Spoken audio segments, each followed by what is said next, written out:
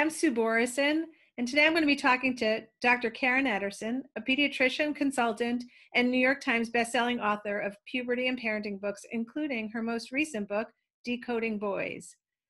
And I don't have included in here what you're doing right now, so why don't you tell us a little bit about that? Sure. Well, I have a consulting practice, and that consulting practice has become mostly coronavirus related at this point. Okay, so you're involved with families right now. Some of them have tweens and teens. What are the biggest topics you're discussing with them as their kids and their families try to navigate this extraordinary time?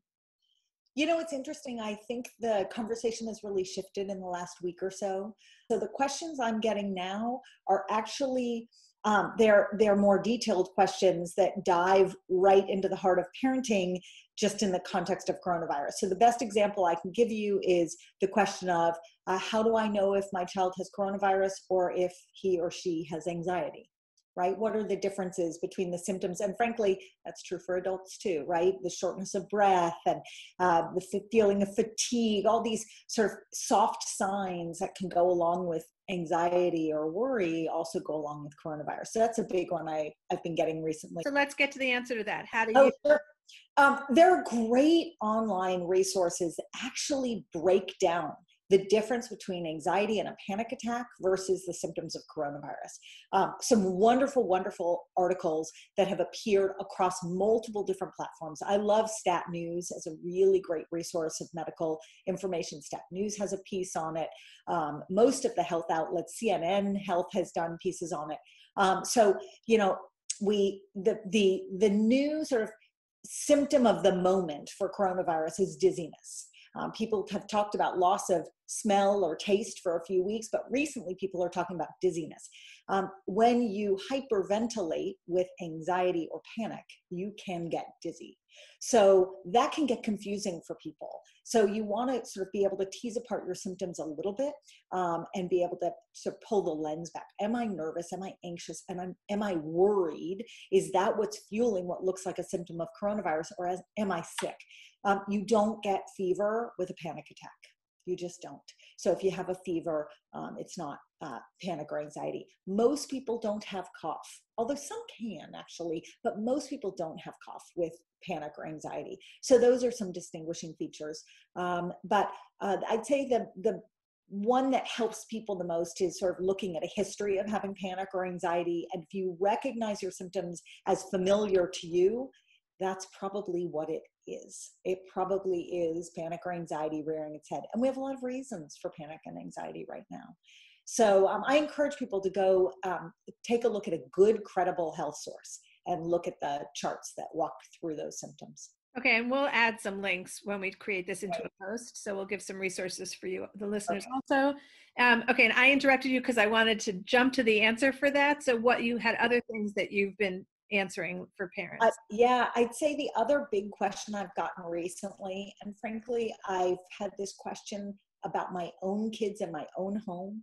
How do I know if my child is feeling down or even depressed? You know, our kids are socially distanced. They are, despite having tech, despite having social media, despite having video chats, the physical distancing has led to a certain amount of social isolation that we know will drive some depression. And so how do I know if I need to worry about what my child is going through right now? What's normal now, right? And is a little bit of withdrawal or depression normal today, right? Where is the line of I need help versus this is par for the course, this is what's happening in our world right now and it's okay? That's a trickier one to answer. And what I would say is, first of all, there are a lot of really wonderful mental health resources that parents absolutely should jump on in terms of understanding where their kids are on the mental health spectrum, because you don't want to miss early signs of depression. We have a lot of reasons for people to feel down and depressed right now, but it doesn't mean that you don't want to work through those pieces and those reasons. So I strongly advise, and the American Psychological Association has released a list of 5 or 6 really wonderful resources on their website that I've been pointing people to. The second is you're looking for the classic signs of depression, whether it's for a child or an adult. So, the classic list includes things like sleeplessness or sleeping so much that really can't get out of bed. So one of the two extremes, or loss of appetite altogether, or eating pretty constantly to fill a need, sort of living in these extremes. And I think that those are really important symptoms to know about in terms of when you're trying to identify depression in your child. And can parents step in with some steps so diagnosis, that's a tough one right now. We can get outside people to do online therapy, but Yeah. if they're in your house, are there things that we can do to kind of say? Sure, for sure. So the thing you shouldn't do is the thing that I did for the first week, which is say, what's wrong? It's like, we all know what's wrong.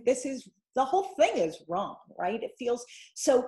Asking what's wrong has never been a great question in terms of sussing out what's going on for your kid, and this is no different. So asking questions to help your child identify how they feel really, really goes a long way. How are you feeling? I'm concerned because I'm seeing you do X, Y, and Z. Let's talk about whether you feel connected to your friends or not. Let's talk about how you're solving your worries or problems. Introverted kids and adults draw their energy from themselves. Extroverts draw their energy from other people.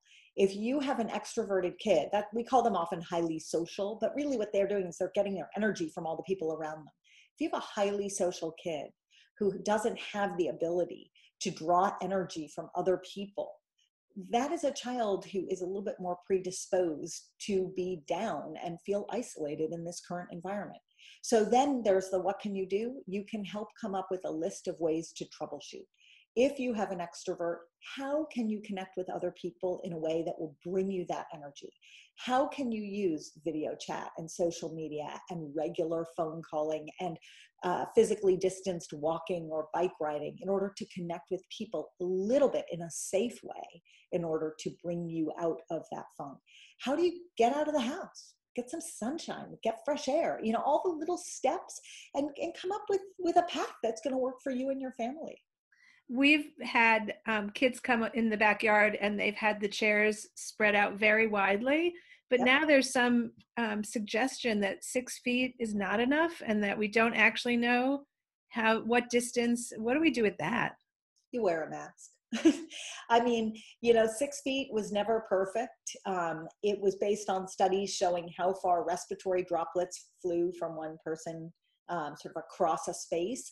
But the studies that are appearing now look not just at respiratory droplet, which is virus surrounded by some of the moisture that your lungs create, that your mouth makes, right? But the studies now look at just free floating virus, which is much smaller and lighter and can travel much further. We know virus can travel far. Some studies, there was one this morning that said 13 feet. There was another one last week that said 27 feet. The question isn't, can the virus travel far? The question is, how infectious is that virus particle that travels far? No one's really in agreement on that yet. But if you wear a facial covering, then you minimize the amount of virus you may be putting out into the world, unbeknownst to you, if you're not sick, if you're asymptomatic. And you're minimizing the amount of virus or respiratory droplet that comes onto you that someone else is putting into the world. Okay, that's great advice. You spoke about sleeping too much and not being able to sleep at all. So one of the things we're hearing from our parents is that they don't know what to do with those kids who are not getting out of bed. And for some kids, it's like all of a sudden just the chance to sleep, right? Like you just get to pick when you wake up. But for others, it's a sign of depression. How do you make that distinction? And what can parents do about changing their kids' crazy sleep patterns right now? I've gotten all the same feedback that you have from parents. And I would say that kids sort of fall into one of two categories when it comes to sleeping in really, really late. One group of them is going to bed at a reasonable time and just sleeping an enormous number of hours. Another group of them is actually not going to bed at a reasonable time. So if we divide them into those two groups, I'll give you advice for each group. For the group that's going to bed at a reasonable time and just soaking up these hours of sleep, I would say that you should approach those kids the way you would approach those kids on a normal weekend or holiday or time when they're away from school, which is give them a little bit of wiggle room a couple of days a week. The best sleep plan, the best sleep diet is to sleep, go to bed at the same time every night, wake up at the same time. But we all know, especially growing kids, need the sleep. So if you give them a couple of days of wiggle room, probably the weekend because they're all schooling from home, then you can not worry because on the regular weekdays, they're kind of up and getting onto their regular schedule in a little bit of a more routine fashion. So that group I don't worry about as much. And especially if they can turn it on and turn it off with the extended sleep, you can't do that with depression, right? When a child is depressed, they are sleeping through their depression, Monday doesn't matter that they need to be up for school. That's not registering with their body. So that's the group that is going to bed at a reasonable time. I'd say the bigger group is not going to bed at a reasonable time. These are kids whose schedules have totally shifted. And for that group, what you really want to do is try to go back to basics and implement essentially a bedtime, which for teenagers and 20-somethings, it's like, you can kind of go, that's ridiculous, but it's not ridiculous because we're doing it for ourselves too. So it's not like you're saying you have to go to bed. What you're saying is, listen, in order to feel good and function during the day tomorrow, you've got to get a reasonable night's sleep. So how are you going to figure this out and time it out so that you can get the hours you need overnight? And what that means in the home is devices live outside of the room.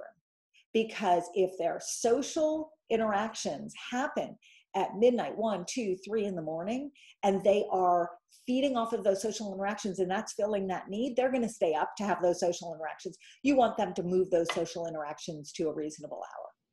I feel like the conversation has a certain assumption that we have a wonderful relationship with our teenagers and that we submit these requests and that they say, no problem, here's my phone. Yeah. So what do we do? Yeah. I mean, we're in such stressful mode right now from, just trying to figure out how to get work done while there are kids in the house and just the new norm. Is it ever okay to just overlook like the 3 a.m. bedtime and waking up the next day at noon? Yeah. So I would say, first of all, I'm not presuming that everyone has a great relationship or a great dynamic right now. I am presuming that every single teenager and young adult expects to be treated like a thoughtful, educated, open-minded person. And if instead of imposing our rules on them, we say, here's the deal. This is what we're trying to do for ourselves. And this is what I'm trying to help you do for yourself because you can't sustain this way. That is more of a back and forth conversation. Yes, it's a little bit more of a negotiation, but it tends to work a little bit better because you're right. When you're butting heads with your teenager and you're treating them, you're infantilizing them a little bit around this, it goes nowhere good, right? It depends if you have a kid who has been home or a kid who has returned home in terms of what you do. I find that parents who have kids who are back from college or back from their first or second year out of college and they're in the work world, that's a totally different kettle of fish than kids who are still in high school.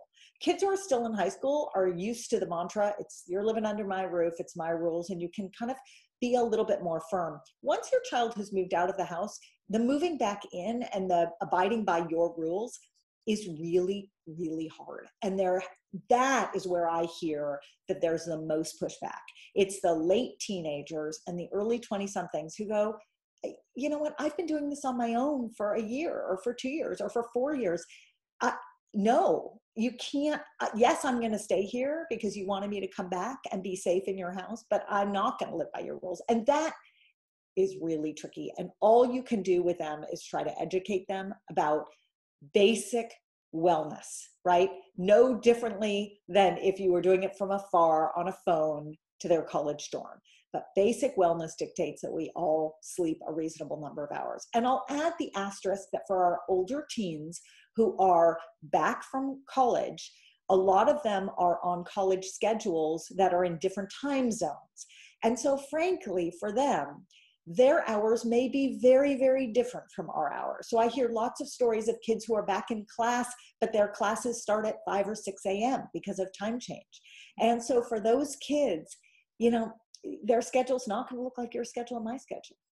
Wow, that's something I didn't even think about. My only college kid is the same time zone, so he doesn't have that. That's so interesting. I Yeah. do love what you said though, because even if there's tension in your house right now, the resorting to rules is probably not going to work with your high school kid. Like It's, maybe your middle school kid, but your high school kid, it has to be a partnership.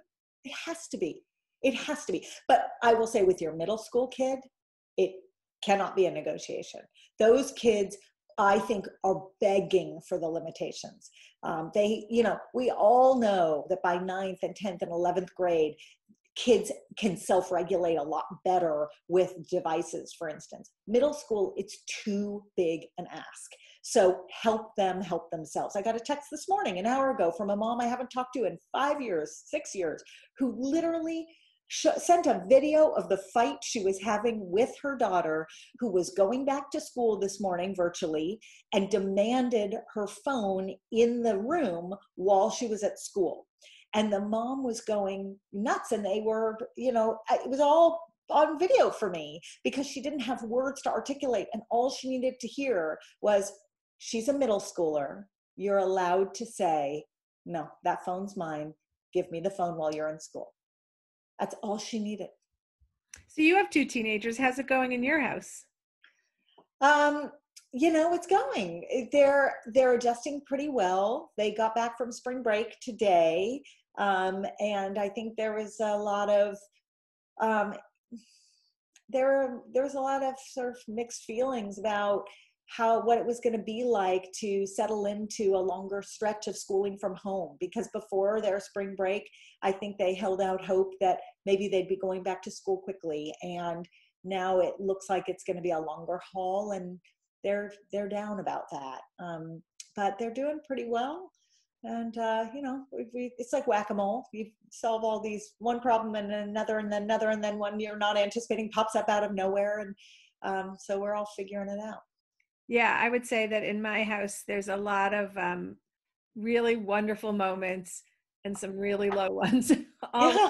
together. They could all be in the same 5 minutes. And frankly, I am just as likely to have the low moment as my kids. We are all making this up as we go along. And as a parent who feels a little bit like the blind leading the blind through all of this in my own house, it's really tricky sometimes. And sometimes I really mess up. And when I really mess up, I'm quick to say I messed up, but that interim of messing up to apologizing for it can be really messy, really messy. Yeah, I might be able to relate to that. All right, Dr. Cara Natterson, thanks so much for your time. I hope we all get through this healthy and well, and we get to talk to each other again about a different topic. Me too.